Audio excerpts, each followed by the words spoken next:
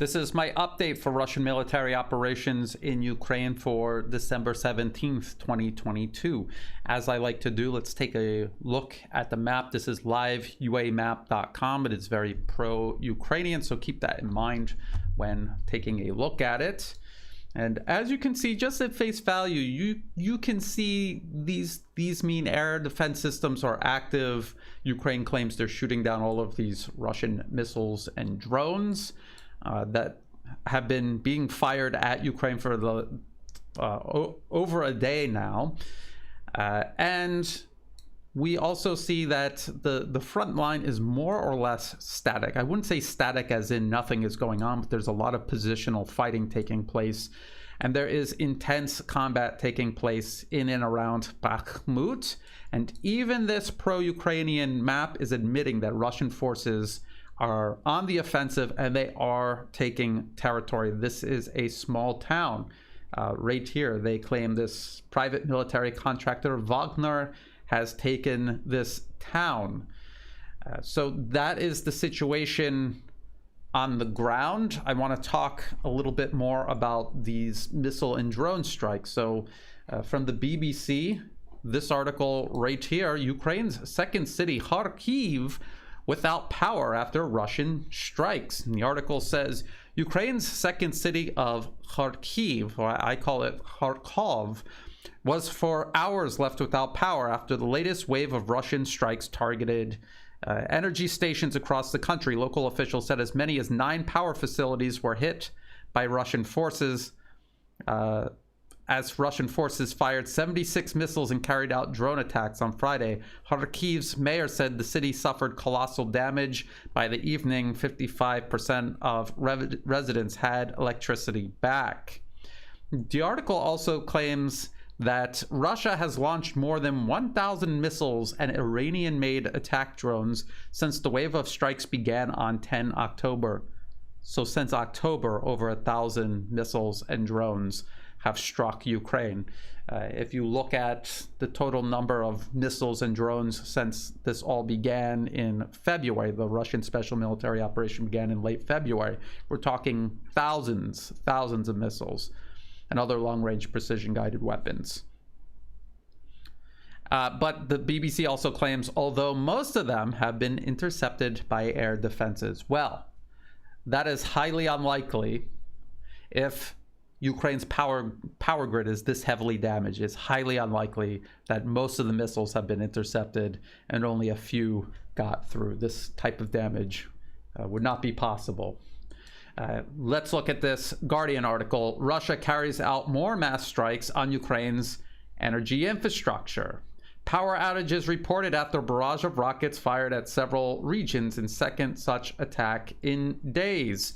So this is Russia, who apparently ran out of missiles but still carries out these massive salvos. So again, we're being lied to by the Western media, who's repeating Western governments and the Ukrainian government, who are just blatantly lying. So the Guardian says Ukraine's state energy company Yorennego said energy consumption had fallen by 50% as a result of the attacks, and that it would take longer to restore the electricity supply than after previous attacks. So the damage must have been extensive. Russia had hit thermal power plants, hydroelectric plants, and substations of main networks. They said air defense forces appeared to have caught most of the incoming rockets in places and claimed 60 out of 76 rockets launched were downed. Well, again, the type of damage that they're talking about does not correlate with the number of missiles they claim they've intercepted. They're obviously lying about that. That number, every single time they provide numbers of missiles that they've intercepted, is just pure war propaganda. But let's just say that they're telling the truth. Let's just say they're telling the truth. And only 16 missiles are causing this much damage. This is Russia's objective. Their objective is to wipe out the power grid, and they are clearly, demonstrably wiping out the power grid. So whether Ukraine is intercepting all of these missiles or intercepting none of them, it's the same outcome. The power grid is disappearing. So it's an exercise in futility for Ukraine either way. Now, I have not done this in a while, a Pentagon press briefing. It's not because I don't want to. It's because they have become very far and few between. And that's because there really isn't a lot of good news for the Pentagon to talk about in regards to its proxy war in Ukraine. Let's look at this one, though. Pentagon Press Secretary Air Force Brigadier General Pat Ryder holds an on-camera press briefing December 15th, 2022. And if we scroll all the way down, you'll notice that there is a video that comes with it if you want to watch it. The video, the link will be in the video description below this video. So this is what General Ryder says. He says, the Department of Defense is announcing that we will expand U.S.-led training for the Ukrainian armed forces to include joint maneuver and combined arms operations training, while building upon the specialized equipment training that we're already providing to the Ukrainians. Combined arms maneuver training is a logical next step in our ongoing training efforts, which began in 2014 to build the Ukrainian armed forces capacity. I don't know if we're supposed to be impressed that the Pentagon has been training Ukrainian forces since 2014, or dismayed, considering the circumstances in Ukraine right now at this juncture.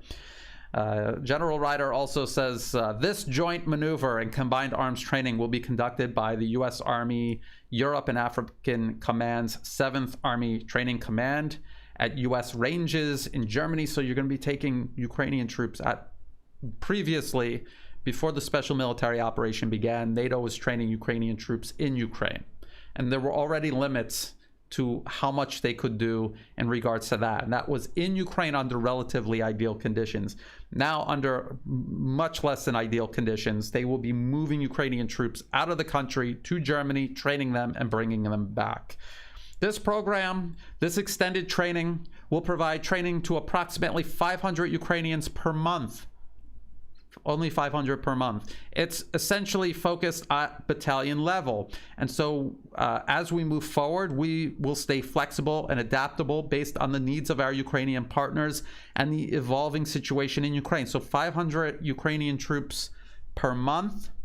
Ukraine loses this many troops in 1, 2, maybe 3 days. That's how many troops Ukraine is losing. The Western media during these press briefings gets to ask questions. So one of the questions was, when is this expected to begin? So he says sometime in January, and then he gives some details on the training. He says, what you can expect to see is that we will, as mentioned, bring in battalion-sized units, and it will begin with things like live fire exercises, followed by squad, platoon, and company level training. That will then culminate in battalion level maneuver training. Importantly, it will also include battalion headquarters staff training. So the way to think about this is, as you show up for your training, first you're doing the classroom exercises to better understand what it is that you're going to learn, right? It's going to be crawl, walk, run. And then you're going to shift to the practical application, starting from the squad, platoon to the battalion level of applying these concepts, culminating in a field exercise where you're getting into more advanced training scenarios, how to respond to situations. This is all happening within the span of only 1 month, which is an incredibly short amount of time to fit in all of this training for these troops that will then go back to Ukraine and be in the middle of an actual war. Then some members of the Western media ask why this training is being provided now, and if it has something to do with how well the Ukrainians are doing in the middle of this conflict, because a lot of people in the Western media honestly believe the Kharkov, the Kherson offensive, these were tremendous victories and only just the beginning of more Ukrainian victories to come. And I'll get into how even the head of Ukraine's military admits that no, that's simply not the case. But this is what General Ryder says. He says, as we continue to see Ukraine make progress in terms of pushing Russia back and receiving this new equipment, like I said earlier, the idea here is to be able to give them this advanced level of collective training that enables them to conduct effective combined arms operations and maneuver on the battlefield. You're not going to accomplish that in 1 month, I'm sorry, and 500 troops at a time. It's just not possible. It simply isn't. Another journalist, Western journalist, asks whether this training is going to enable Ukraine to carry out greater large-scale offensive operations for whenever the ground freezes during the winter. And this illustrates how clueless the Western media is regarding this conflict that they presume they're going to inform the public about. We're talking 500 troops a month. So between January, when this training begins, January, February, let's say all of March, at the end of March, you'll have only 1,500 troops. That additional 1,500 troops is not going to enable Ukraine to carry out some sort of larger scale offensive operation than they've already carried out in Kharkov or Kherson. And again, as I'm going to point out, even the head of Ukraine's military forces is explaining how this just isn't possible. But this goes to show you how disconnected Western journalists are from reality. And these are the people the public depends on in terms of understanding what's going on in Ukraine. Now, General Ryder keeps talking about combined arms maneuver warfare, and someone in this audience seems to understand that combined arms warfare usually means infantry, tanks, but also aviation, helicopters, warplanes. It's pretty much everything all being used together in a collective way. That's what combined arms warfare means. And so they asked General Ryder, are there going to be aircraft involved in this, even though Ukraine really doesn't have an air force? And he says, no, it's just ground forces. But even just for ground forces, combined arms warfare would mean infantry, machine gunners, mortars, but then together with artillery, tanks, armored personnel carriers, and infantry fighting vehicles, all of these elements working in a combined way. That would be combined arms warfare, and Ukraine doesn't have any of these either. They have small and ever dwindling numbers of all of this. So technically what General Ryder might be referring to is riflemen, machine gunners, mortars, and a very limited amount of artillery. Maybe that's what they'll be doing in Germany. I honestly don't know, but it falls far short of what we would traditionally think as combined arms warfare, and it falls far short of what Russia is doing on the battlefield. They have infantrymen, machine gunners, mortarmen. They also have large numbers of tanks, armored personnel carriers, infantry fighting vehicles. They have a huge amount of artillery, artillery shells, rocket artillery.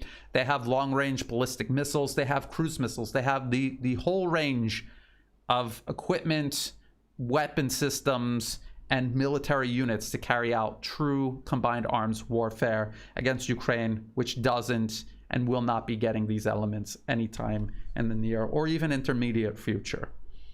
So I guess this is a good time to talk about what the West will be sending Ukraine and what all the problems are involving these systems that the West either has or will send Ukraine. So during the press briefing, someone asks General Ryder about the Patriot missile systems that are supposedly going to be sent to Ukraine. He has no additional information about that, but I'd like to talk a little bit more about the Patriot missile system. Now, in my last video, exclusively about the US sending Patriot missiles to Ukraine, I talked about Lockheed Martin's missile production, how it's 250 missiles per year, and how they wanted to double it to 500 missiles. And I said it will take years to do. What I did not realize, and what a Patreon supporter pointed out, was that the article I was citing was from 2018.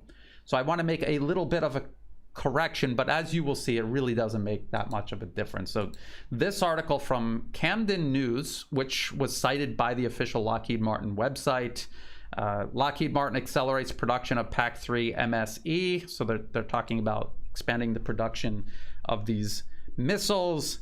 And the article says, Lockheed Martin has steadily increased production numbers of PAC-3 MSE since achieving a full rate production decision in 2018, and is expected to increase to annual production of 500 of these missiles by 2024. So not next year, the year after that, they claim they will be at 500 missiles. The increased capacity will be supported in part by an 85,000 square foot building expansion at the Camden facility, expected to begin production operations in the second quarter of 2022. So it took Lockheed Martin about 6 years to go from 250 missiles to 500 missiles per year.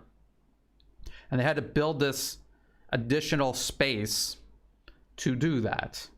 And so the next time they want to expand production and they build a facility like this, this will allow them to produce an additional 250 missiles per year. It will not allow them to double from 500 to 1,000. That will require much more space to do that. So this is the problem. This is the problem. As I pointed out in my previous video, even if Lockheed Martin right now was producing 500 missiles per year and they sent every single missile to Ukraine, it still would not be enough to shoot down all of Russia's just cruise missiles alone. We're not even talking about drones, Iskander missiles, or any other long-range system Russia is employing. That is because, according to Ukraine, Russia is building up to 40 cruise missiles per month, but they're probably building more than that. And even if they were just building 40 a month, they're probably working to increase that number month to month. So 500 Patriot missiles are not going to shoot down 500 cruise missiles. It's going to be several missiles for every one cruise missile downed at best. And then we still have drones and other long-range weapons being used by Russia on Ukraine. So the Patriot missile system is not going to protect Ukraine's skies the way people imagine that it will. It cannot, it will not now, not into the near or intermediate future. But remember the BBC article that I just cited at the beginning of this video. They admit from just October onward, Russia has fired over 1,000 missiles and drones. So right there is twice as many targets than Lockheed Martin produces total Patriot missiles every single year, from October until now.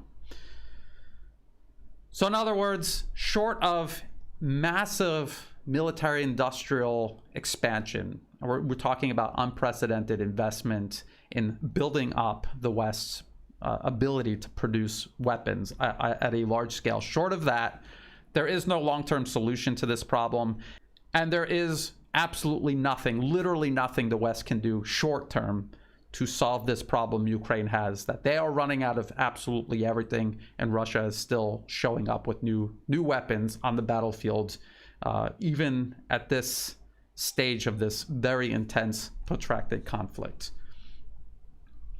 There is some other news. This is also related to air defense. The ammunition for the German Gepard, this tracked, self-propelled anti-aircraft gun, they claim it's working wonders shooting down these drones, despite Ukraine's power grid still disappearing.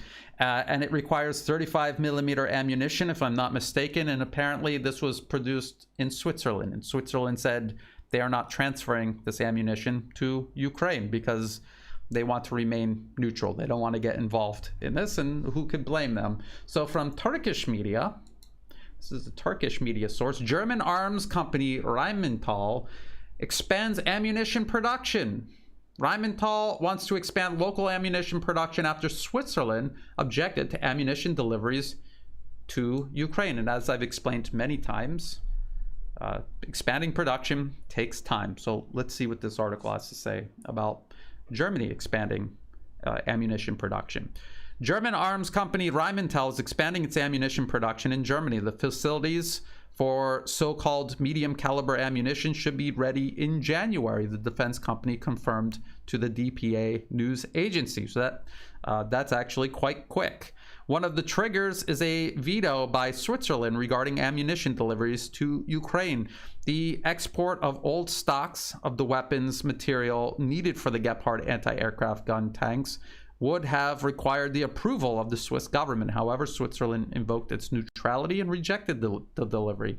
The article also says production of the ammunition is scheduled to start in June 2023. So the facilities will be ready in January. Production will begin in June 2023.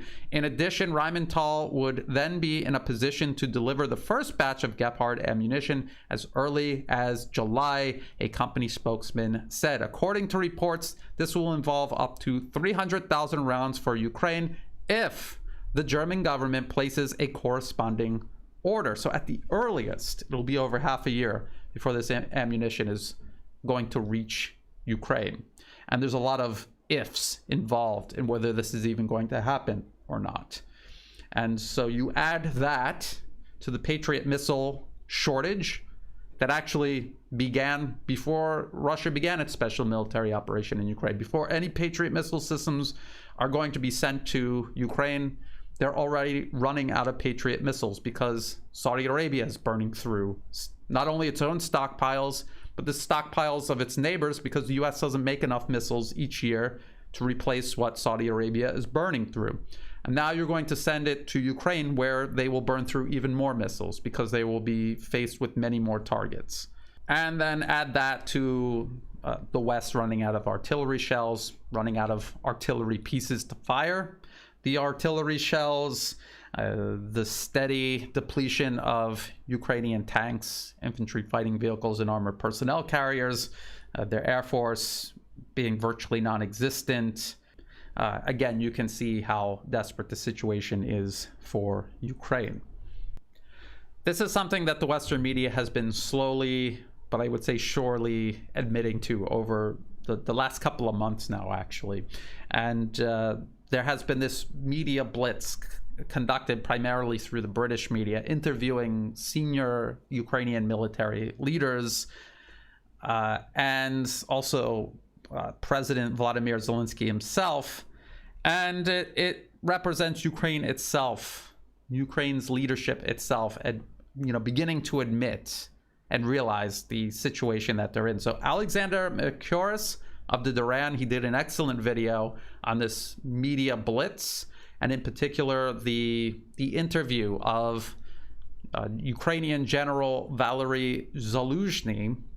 I put the link to Alexander's video in the video description below. Please check it out. But I kind of want to go over and reiterate some of these points. It's in an interview in The Economist, an interview with General Valery Zaluzhny, head of Ukraine's armed forces.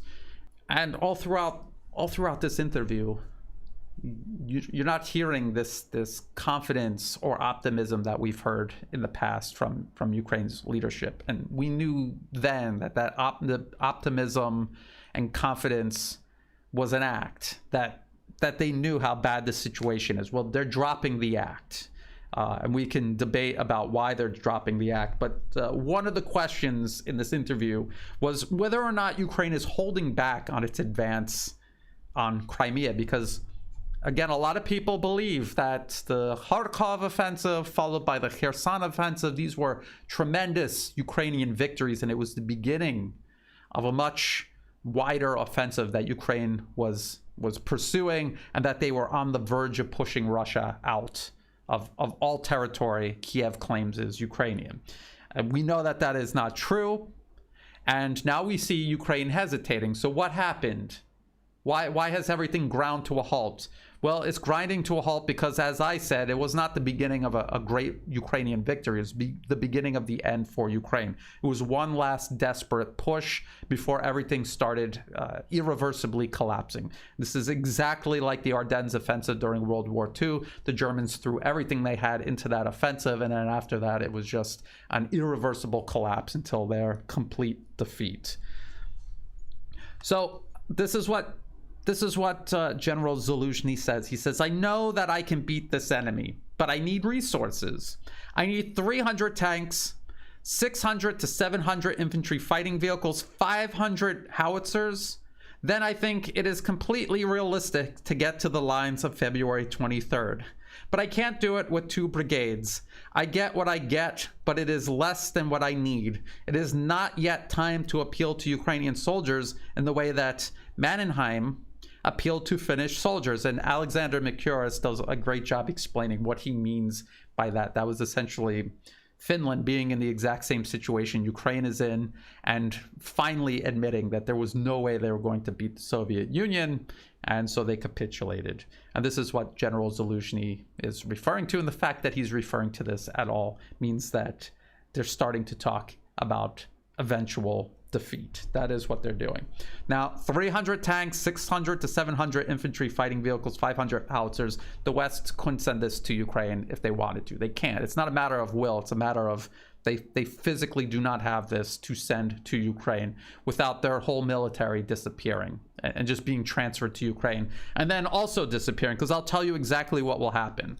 Ukraine, let's just say they get all of this all at one time, which is impossible, but let's just say it's possible, and they get all of this all at one time, and they launch this massive offensive. What they'll do is they'll initially overwhelm Russia. Russia will fall back. They're not going to allow their troops to be encircled and destroyed.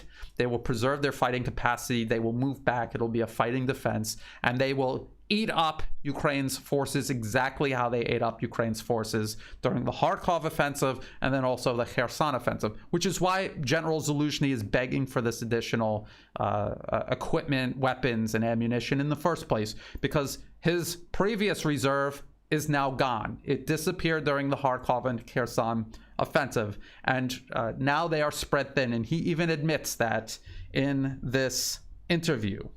He talks about how Ukraine's forces are tied up absolutely everywhere and are bleeding. He has nothing to spare now, which is exactly what I said would happen after these offensives. Exactly like during the Ardennes offensive and then after the Ardennes offensive during or toward the end of World War II.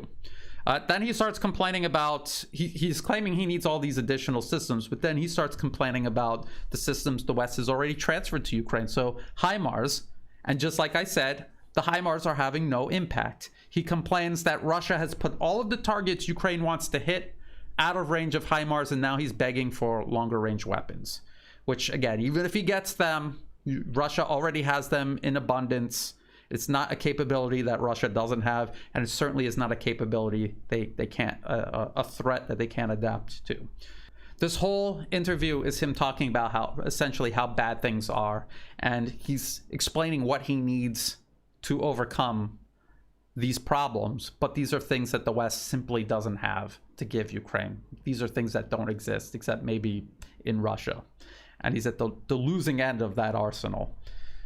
And the Duran, Alex Christoforou and Alexander Mikouras, in a separate video, made a really good point that NATO is at a juncture here, the United States and NATO. They're at a juncture here where they either go all in or they admit that they've lost this conflict. And when they admit they lost this conflict, doesn't mean they're going to surrender. It'll be a very long, drawn-out process of Russia wearing down Ukraine's military, eliminating them through attrition on the battlefield, and also through these systematic missile and drone attacks, wiping out Ukraine's infrastructure. And that is what will lead to Ukraine's collapse. And it will take time. But that's where NATO is right now. And the problem NATO has is that what is left of their inventories really isn't all that much, and they are incapable, clearly, of fighting a protracted, large-scale conflict like this. This is their problem. They cannot do it by proxy because they're running out of everything. And if they were fighting it themselves, they would still have the same problem. They're running out of everything, and there clearly is no way for them to remedy that anytime in the near future. Russia's military prepared for this conflict. They created huge stockpiles, and they configured their military to fight a large-scale conflict like this. The United States and its allies have configured their militaries to fight these small interventions all around the world. Russia configured its military to fight this protracted, intense, large-scale conflict. And it's most likely, although we don't have the numbers, it's most likely true that they've configured their military industrial capacity in the same way, which is why after all of this time and after the West claiming Russia was going to run out of missiles, they're still firing huge numbers of missiles into Ukraine at least once a week, maybe sometimes every other week. So that's where we are with Ukraine. It should surprise nobody. I've been talking about this for months now. This conflict is going to be determined by military industrial output and the ability to continue feeding weapons, ammunition, and trained manpower into this conflict. Russia has the clear advantage here, and the West is admitting that it doesn't. The only way to fix this is to spend years building up the capabilities required to fight this type of conflict. They cannot do it now. It is impossible. So what they'll be doing is trying to stretch this out for as long as possible, to bleed out the Russians as much as possible. But at the end of the day, the longer this drags on, the weaker perhaps Russia may be at the end of this, but also NATO collectively. They will also be weaker at the end of this. And the US is not fighting only Russia, they're also fighting China. China is not suffering at all in any way because of this conflict. If anything, they are benefiting tremendously from it, because the Europeans have isolated themselves from Russian energy exports. All of that cheap energy is going to be going to China and to the rest of Asia, who are China's greatest trade partners. So it's a huge problem. It's a corner that they've painted themselves into. Again, as the Duran points out, there is no reverse gear. There is no way for people like this who created this conflict in the first place to exit from it. So we just have to wait for this to run its course. I'll continue keeping track of this as I have been. If you thought this video was useful, please like and share. Think about subscribing. It's free to do. It helps the channel grow. In the video description, please find other ways to find and follow my work. All of my YouTube videos are automatically uploaded to Rumble and Odyssey. It might take a day or two, but they'll show up there. Subtitles for my YouTube videos are automatically generated, so please just be patient waiting for that to show up. I know that subtitles are important to some people. They will show up eventually. I am on Telegram. I am on Twitter. All of the links are in the video description below. All of the links to the articles that I've referenced and the videos on the Duran, they will be in the video description, as will be ways to help support my work. I do not monetize my YouTube channel. If you see an ad pop up, feel free to skip past it. It's not helping me out at all. If you do want to support my work, please do so through Buy Me a Coffee or through Patreon. I am no longer using PayPal. I have closed that account. I want to thank everyone who has been contributing. I greatly appreciate it, whether you're doing it month to month through one-time donations, or even if you're just helping out by sharing my work with others. It all helps out tremendously. Thank you so much. And as always, thank you for watching.